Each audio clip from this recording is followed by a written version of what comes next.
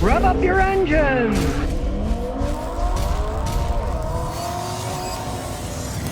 Okay, today we've got an interesting one. It's a 2017 Chevy Volt. Now, Chevy doesn't make them anymore, so I'm going to give you a little history about how Chevrolet has screwed up. They used to make a pretty good car.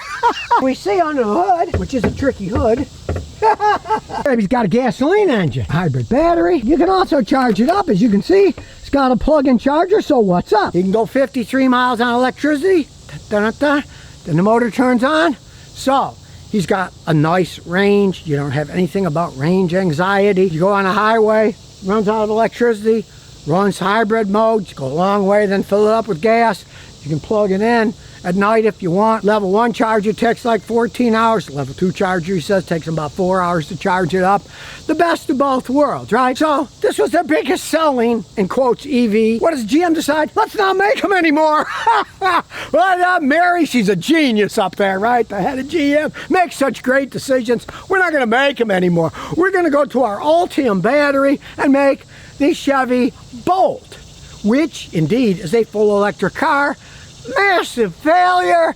Nobody wanted to buy the stupid things. Horrible range, right? And so they stopped making the Bolts. First they made the Volts, then they made the Bolts for a few years and then stopped making them. But now they say 2027, the Bolt is coming back. And GM's such a wise company, unlike everybody else, like Toyota, who has improved over time. They made their plug-in hybrids and hybrids better and better and better. And everybody, other companies are saying, yeah, let's make hybrids. Hybrids are selling like hotcakes. So you think, okay, GM says 2027, they're bringing back the Bolt, not the Volt, the Bolt. And what's it coming back as? A full electric car. At least that's what they say now, right? Not a hybrid. Make another car that nobody wants to buy, GM. You're geniuses. This was a hybrid. It was popular. This guy loves it. He's the original owner. Takes it all over the place. You can see it was painted well. It's in great shape. And it's pretty safe too, because they had an earlier one and they got rear-ended by an SUV going 55, and him and his wife, they're standing around, walking around, they're perfectly fine, right? They had a different gasoline engine. And all of my customers who owned them, the engines blew up. The hybrid system worked fine, but the engines blew up.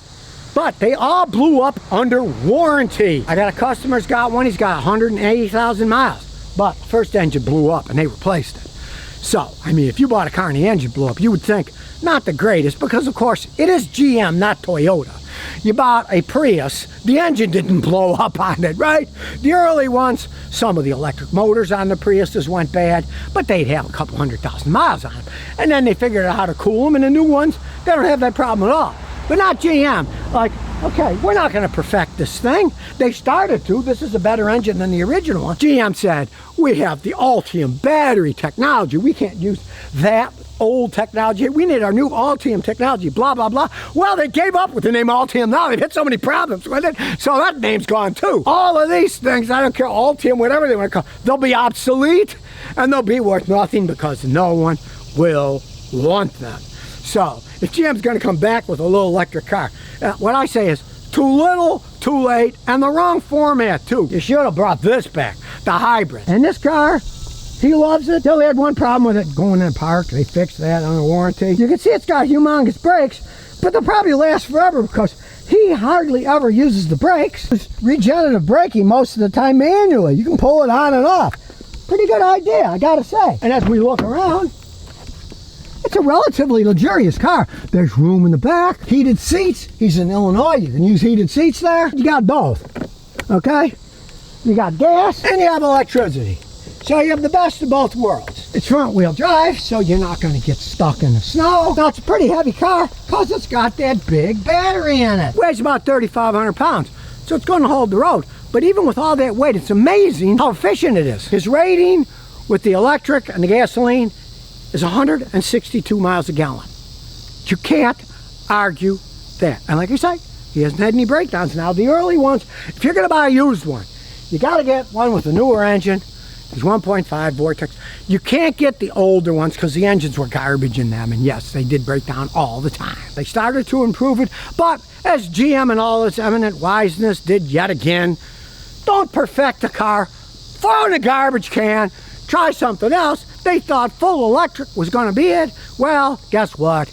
It isn't. Now this thing is 8 years old, so out comes the giant scan tool. It's loading up. Of course, everything's electric parking brake. It has a gear shift, but of course, you know, it's all electronic. It's got various modes, including mountain mode. It directly connects the engine to the wheels and the transmission, so the electronics don't overheat, because when you're going up mountains, you can overheat the electronics. It's a pretty interestingly designed vehicle. Like I say, he's had it for what, 8 years, hasn't had any problems. It's already detected it, so we'll do standalone diagnosis. Got that VIN number real fast. That's 17 Chevy Volt, 1.5 collision avoidance system, and here we go. We'll do a full scan as it's doing it. You can see that's fine, that's not sticky. He takes care of his vehicles. They're all clean. The seats are in immaculate shape. The brake module said it lost communication with the BCM. Well, we're going to reset that stuff because he years ago changed the 12-volt battery, and if nobody went in and reset it, he thinks it's going to stay there. So we'll go further down. Lost control. That's another lost control. Control. See, these are all calibration, not calibrated. When you change the battery, a lot of this stuff goes bonkers. So we'll do a quick erase of that stuff. And while it's erasing it, this is very important. Say you're going to buy one of these things used, right? You're going to have to get a mechanic like me who's got a machine like this because it is high voltage. So you have to check all of these systems. Go through that. It doesn't have any codes for it, so it should be okay. Check it out. Look, it goes through the whole system. Now, I don't advise doing this yourself, but as you see, you can disconnect the HV system to work on it. This machine will do it. But unless you have a lot of experience and very fancy equipment, you can't use a $20 meter, baby. You got to use a $1,000 one, right? Unless you want a really shocking experience, leave it to guys like me who know what they're doing. Here we go. Scan through the whole thing. You got to have these machines. If you don't have these machines, it would take forever. Even with a machine like this, if it wasn't automated, I'd have to check all this stuff manually. It would take literally days at $200 an hour. See, it's got no trouble codes. Start it up now. And let's look at some live data. His subscription has expired. Now, it's got a GM navigation system. The owner says it's not bad, but guess what? He uploads his Google Maps on it like everybody else. He hasn't updated the GM since 2021. That was 4 years ago. Look at all the data you want at the engine. We know this thing's running fine. Let's just see what the fuel trims are, just out of curiosity. Long-term fuel trim's only 2. That's not bad. It's only off a little bit. And you got to consider, he drove it over here from Illinois. His wife uses it, and she goes less than 53 miles driving back and forth. So most of the time she's driving it as an electric car, and they plug it in at home. They got a level 1 charger and a level 2 charger. Again, GM, this is why you should have continued to make these nice hybrids instead of going to the stupid all-electric cars, getting rid of them, and then saying 27, you're bringing back the all-electric car again. Big mistake. But again, if you're going to buy one of these things used, you gotta have a guy like me check it out. We'll use this machine. We'll tell you how much of the battery is left, percentage, how the cells are, so you know, hey, maybe the battery's going out. Maybe it's not like this one that's only got 60-something thousand miles. Maybe it's got 100-something thousand miles. You'd want to test the battery out if you're buying it used, because it might need a new battery. And then you would either say, I'm not gonna buy it, or find out what a new battery, not a remanufactured one, find what a new one costs, knock it off the price of the car. Back our camera, look, wide angle of view. Good warning marker so we don't run into the neighbor's mailbox. As you can see, we're headed for it, but it noticed it went you right on. Really nice cold AC, but we got to turn it down because it makes too much noise. And I have to say, it's quiet. The only thing I hear are the tires. And he's not using the brake. He's just regenerating electricity while he goes down the road. And notice, like I said, he put his Google map on there, just like I do. I have to say, this is a small wheelbase car, but like he said, it's a heavy car. This thing's got a nice ride. This thing rides probably 4 times better than my Matrix because it's a light car. So here we go to our little drag strip, and we're going to see what a race car it is. He can put it in the highest mode. Yes, it does have a sport mode. You don't need a mountain mode here. There's no mountains around us. So here we go, and I do have to say, it is a smooth car for a small wheelbase car with all that weight. It's got a nice ride. But here comes the real test. Is it a turd or not a turd? We shall soon find out. There's nobody behind us, so we can come to a stop. And then, here we go. Whoa! The traction control came in. Smooth acceleration. Hey, not bad at all. Of course, this has all the bells and whistles. Adaptive cruise control. I mean, this is actually a nice car. Why they stopped making them and replaced them with an all-electric car shows that GM is indeed hollow inside. At least the people who run it are hollow inside. Off now for acceleration. Goes 30 to 50 quick. It's actually a really nice car, and you don't have to worry about range. With gas and full charge, you got a range of 420.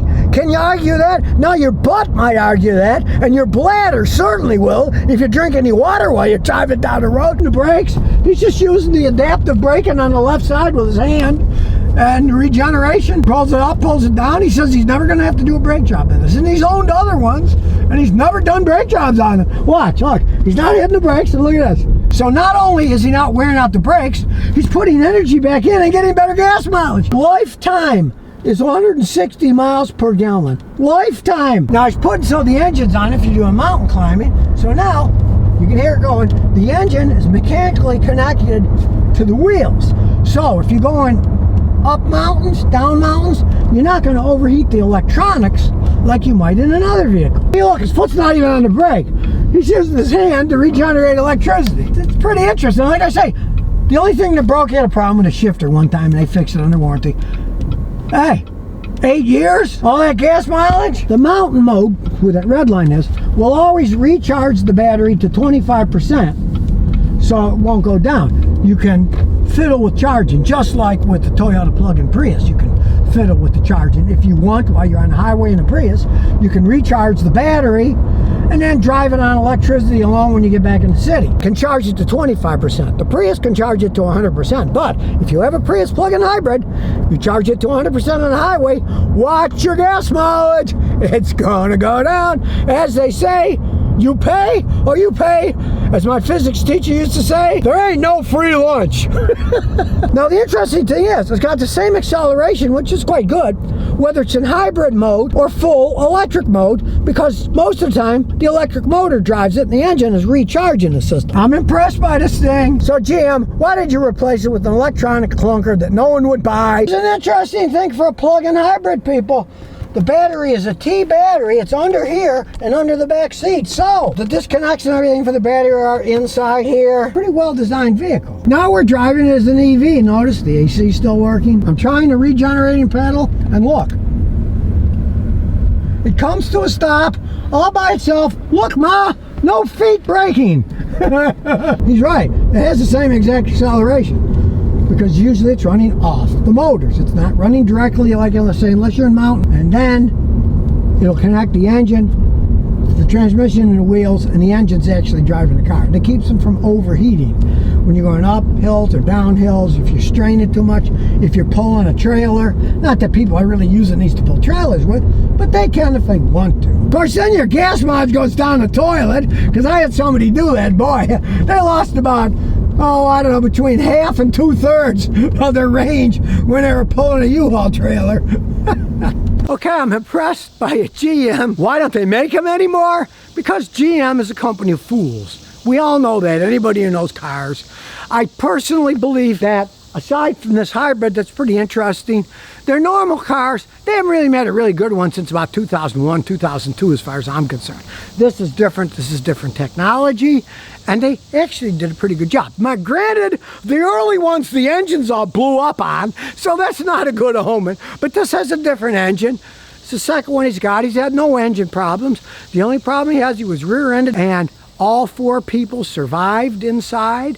It hit him so hard, it slammed him into a GMC Terrain, and that Terrain was also totaled.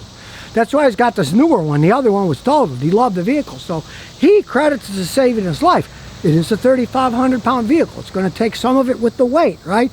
And he said the inside, the interior was still okay. They were all safe. So GM, great vehicle. Why did you stop making them and replace them with an electric vehicle, then stop making that, and then now they claim 4 years after making the last all-electric version, another all-electric one? What a bunch of fools. Now, it's only 2025. Maybe they won't make those all-electric ones. I don't know. If they had any brains, They'd bring this back as a hybrid plug-in. People are buying hybrid cars like no tomorrow. Try to buy a plug-in hybrid RAV4 and see how many months you gotta wait for that thing. Yeah, you're gonna pay for it, but they're well made, right? Now these things were a lot cheaper than the Toyotas, but they just decided, no, we're going all electric. Well, all electric's going all the way, so GM, if you're listening, why don't you bring these things back? You must still have the plans for them hidden somewhere under all your paperwork. So if you never want to miss another one of my new car repair videos, remember to ring that bell.